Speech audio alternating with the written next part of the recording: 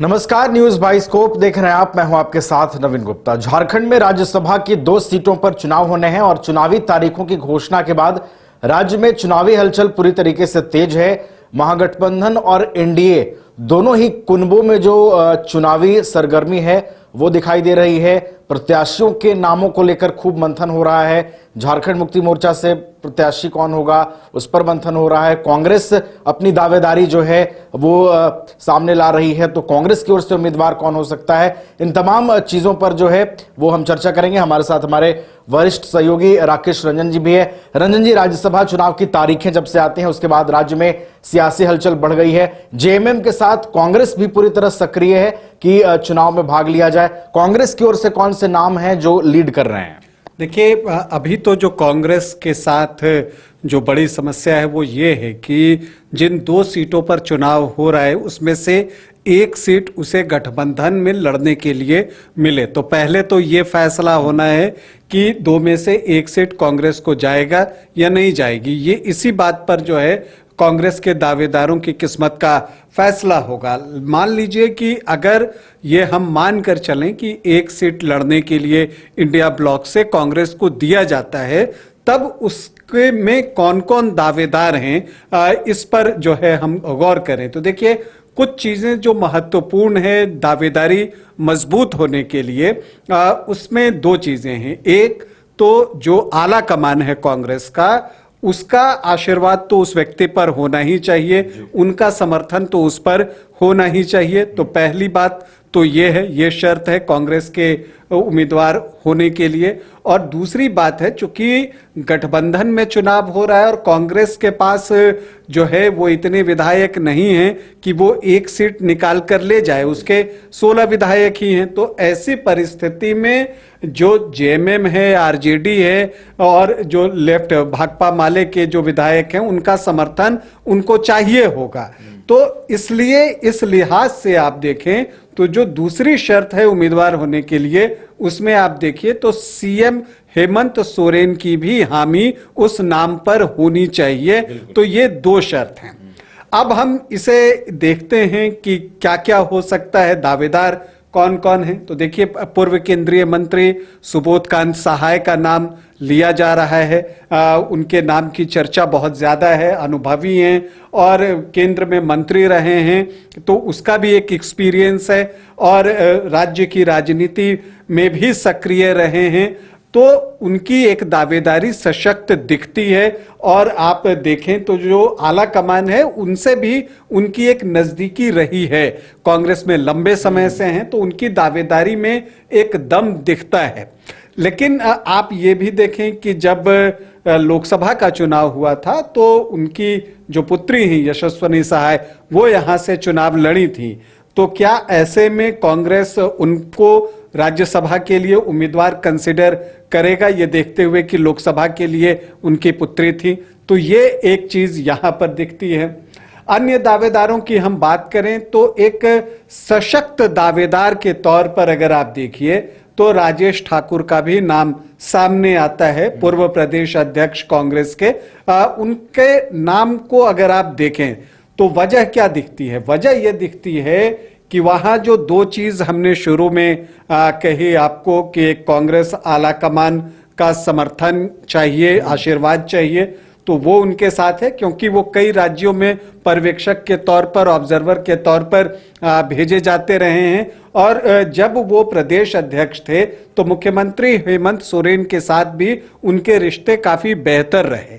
तो ये इस दोनों शर्त पर वो खरे उतरते हैं। और जो तीसरी बात उनके पक्ष में जाती है उनका परफॉर्मेंस। लोकसभा चुनाव में उन्होंने जो है, जब वो पार्टी के प्रदेश अध्यक्ष थे, कांग्रेस ने बेहतर किया। इसके अलावा देखिए, जब वो ऑब्जर्वर बनाकर अलग अलग राज्यों में भेजे गए, अभी पश्चिम बंगाल में जब वो भेजे गए तो मुर्शिदाबाद जिले का उनको ऑब्जर्वर बनाया गया था और वहां पर 2 सीट कांग्रेस जीतने में कामयाब रही। तो ये भी उनके पक्ष में जाता है। तो उनकी दावेदारी भी मजबूत दिखती है राजेश ठाकुर की। इसके अलावा एक और नाम है जिनकी की चर्चा होती है, वो धीरज साहू का नाम है। वो इससे पहले भी 3 बार राज्यसभा के सदस्य रह चुके हैं। हैट्रिक लगाने के बाद अब चौका लगाना चाहते हैं। और देखिए उनकी दावेदारी भी सशक्त दिखती है। मुख्यमंत्री हेमंत सोरेन से पिछले दिनों उनकी मुलाकात भी हुई है। आप किस सिलसिले में हुई ये तो आप नहीं कह सकते, लेकिन जब दो नेता मिलते हैं तो राजनीतिक बातचीत तो होती ही है। तो उनकी मुलाकात हुई, प्लस जो हैं वो बड़े बिजनेसमैन हैं, तो जो राज्यसभा चुनाव के लिए कुछ क्वालिटीज चाहिए उस लिहाज से भी आप देखें तो आर्थिक रूप से सशक्त होना एक प्लस पॉइंट माना जाता है। तो इस हिसाब से आप देखें तो धीरज साहू की भी दावेदारी मजबूत दिखती है यहाँ पर। इसके अलावा एक नाम अगर किसी ट्राइबल को भेजने की बात हो तो प्रदीप बालमुचु का भी नाम आता है। पूर्व प्रदेश अध्यक्ष रहे हैं कांग्रेस के, ट्राइबल फेस हैं, घाटशिला से कई बार विधायक रहे हैं, राज्यसभा में भी रहे हैं, 2012 से 2018 के बीच में वो राज्यसभा में भी रहे हैं। लेकिन जो उनके खिलाफ बात जाती है कि वो राज्य सरकार के खिलाफ या आप हेमंत सरकार के खिलाफ कई बार इस तरह की बयानबाजी वो कर देते हैं, जैसे कि या आप कह लीजिए जेएमएम के खिलाफ जो है वो इस तरह की बातें कह जाते हैं, तो वो उनके लिए एक मुश्किल आन पड़ सकती है उस वजह से। और एक और वजह है कि अगर जेएमएम जो कैंडिडेट देते हैं वो ट्राइबल कम्युनिटी से होते हैं, जिसकी की संभावना अधिक दिखती है। अगर एक सीट को जेएमएम को मिलता है तो वो ट्राइबल कैंडिडेट होने की संभावना है और वो गुरुजी के परिवार से ही होने की संभावना है। तो वैसे में फिर कांग्रेस भी ट्राइबल कैंडिडेट ही दे, इसकी संभावना फिर कम दिखती है। और फिर इसी तरह से बंधु तिर्की का भी दावा जो है वो मजबूत दिखता है।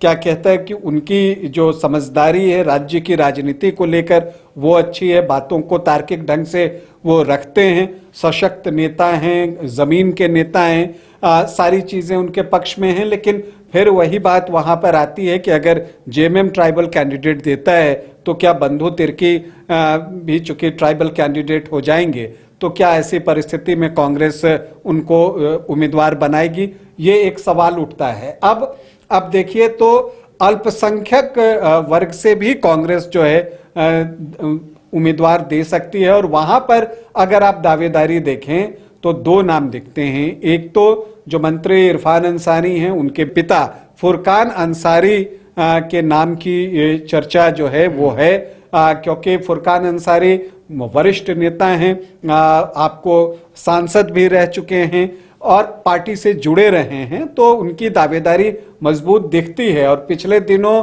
अगर आप देखें तो इरफान अंसारी मंत्री जो हैं वो उनकी एक तस्वीर भी राहुल गांधी के साथ आपको मीडिया में आई थी, तो एक बातचीत शायद वहां हुआ हो। और एक और नाम जो है आलमगीर आलम 2 साल बाद जो है वो जेल से बाहर आए हैं और पहले उन्होंने कहा था कि शायद वो अब अगला चुनाव नहीं लड़ेंगे। फिर उन्होंने जो है बाद में बयान थोड़ा पलटा था और कहा था कि परिस्थितियां तय करेंगी। तो अब उसमें चूंकि अब ये राज्यसभा का चुनाव निकल कर आया है, तो ऐसे में क्या आलमगीर आलम को कांग्रेस अपना प्रत्याशी बना सकती है? क्योंकि देखिए अगर आप देखें तो यहाँ पर जेएमएम और कांग्रेस जो एक झारखंड में आम कॉम्बिनेशन होता है आदिवासी और मुस्लिम का, जिसको कि जोड़कर गठबंधन और समीकरण के तौर पर जो है इंडिया ब्लॉक देखता रहा है, तो अगर ट्राइबल आदिवासी उम्मीदवार जेएमएम देता है तो जो मुस्लिम उम्मीदवार है वो कांग्रेस दे सकता है उस समीकरण को पूरा करने के इरादे से। तो कांग्रेस के तरफ से ये 6-7 नाम तो अभी चल ही रहे हैं। अब इनमें से किसको टिकट मिलता है फिलहाल कहना मुश्किल है, क्योंकि कई सशक्त दावेदार हैं जो कि आला कमान से भी नजदीक हैं, मुख्यमंत्री हेमंत सोरेन के साथ भी उनके रिश्ते बहुत अच्छे हैं और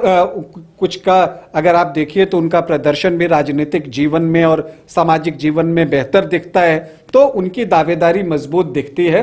तो ऐसे में आला कमान जो है जिसको अपना आशीर्वाद देगा उम्मीदवार कांग्रेस की तरफ से वही होगा, यदि 2 में से 1 सीट कांग्रेस को मिलती है तब।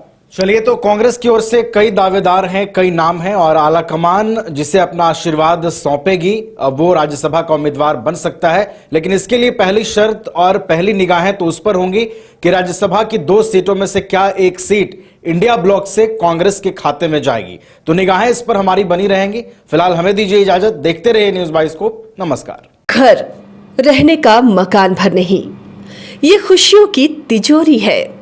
दरवाजे पर दस्तक देता पड़ोस, खिड़कियों से उमड़ आता आसमां, तारों में उलझी ऐसी ना जाने कितनी दास्तां। कहती हैं चले डायमंड सिटी, एक सफर हम सफर के साथ अपने घर तक। Diamond city, life long bonding, 500 से ज्यादा खुशहाल डायमंड परिवार। जल्दी करें, सिर्फ 200 फ्लैट बाकी। आज ही बुक करें अपना आशियाना।